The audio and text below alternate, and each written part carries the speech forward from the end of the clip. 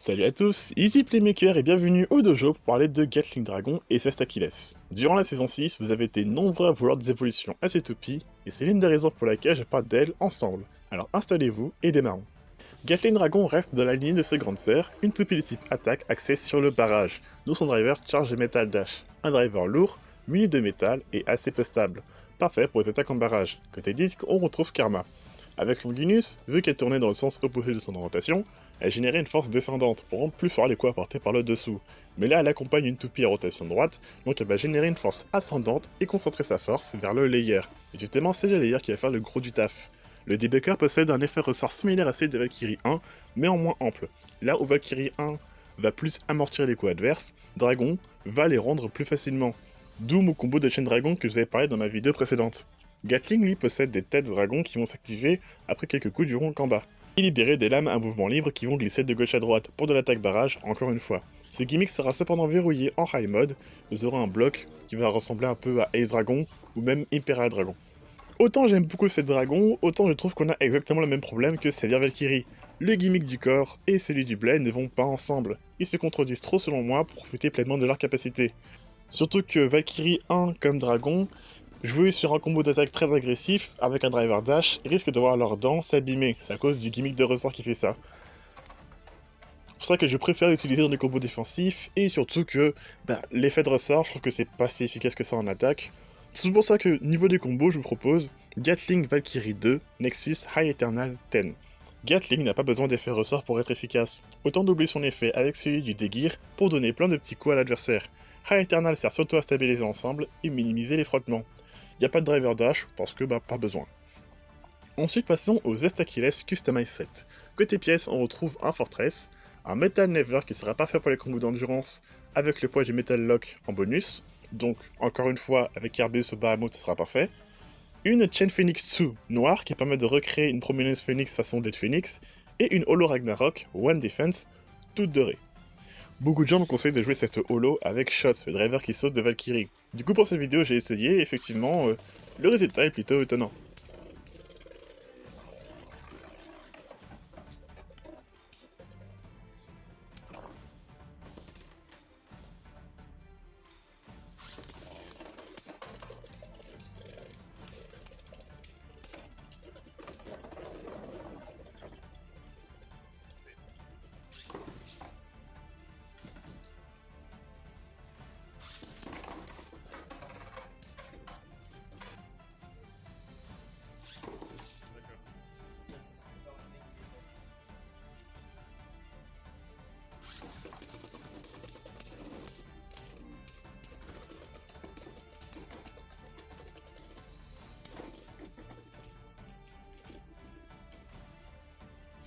La star du set, c'est Zest Achilles, qui comme Spriggan à l'époque de la saison 2 est une toupie qui va évoluer de rotation droite à double rotation.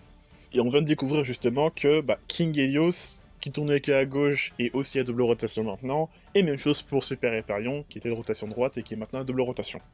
Bref, un choix de la part de Takara assez étrange, qui a laissé pas mal de fans assez dubitatifs lors de l'annonce de la toupie, moi y compris, parce que on avait déjà une toupie équilibre réversible et à double rotation dans le système DB, à savoir Astral Spriggan, dont j'avais déjà fait une vidéo l'année dernière. Mais je vous rassure, hormis ça et le driver, les points communs entre les deux s'arrêtent ici. Alors oui, elle a Quattro Dash, amélioration du Quattro de Astral, qui fonctionne exactement de la même manière avec ses 4 modes.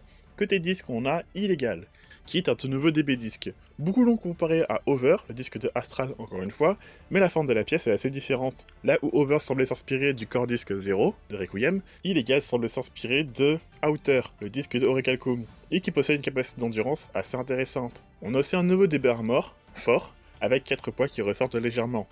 Côté DB Core, là aussi on a une différence assez notable. Achilles possède moins de dents que Spriggan, mais équipé du BU Lock en contrepartie. Enfin, on a Zest, qui possède divers modes pour varier les styles de jeu.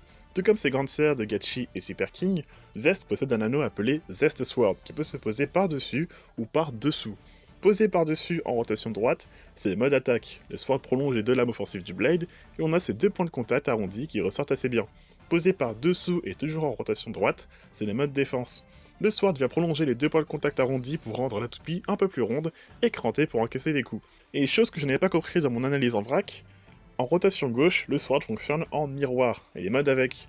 C'est-à-dire que cette fois-ci, si on met le sword par-dessus en rotation gauche, elle est en mode défense, vu que la toupie est arrondie, écrantée.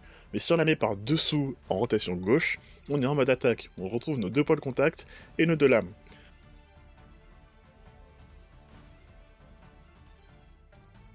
Sachant qu'on peut aussi jouer Zest en mode speed, c'est-à-dire sans son sword, et que toutes ces configurations ont accès au high mode.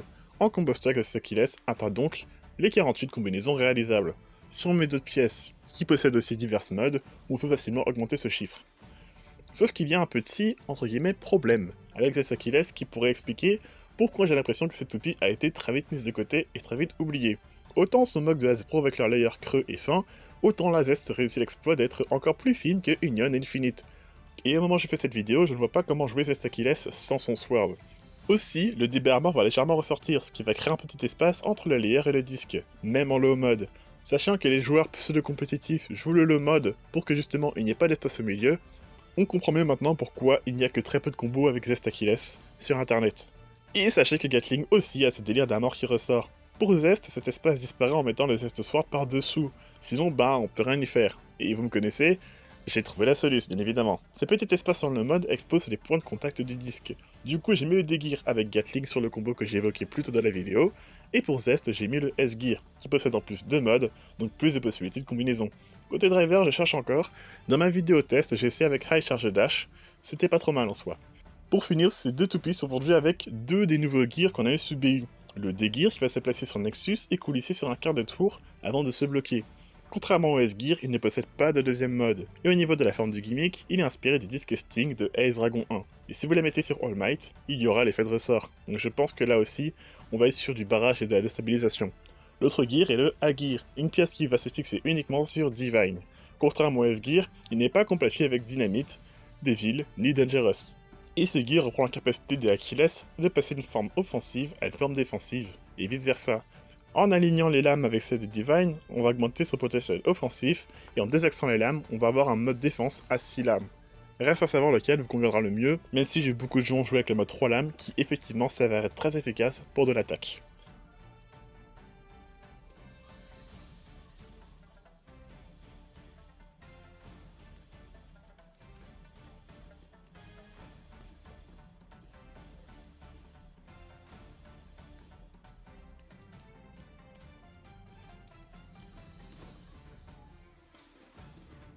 Et voilà, cette vidéo est à présent terminée.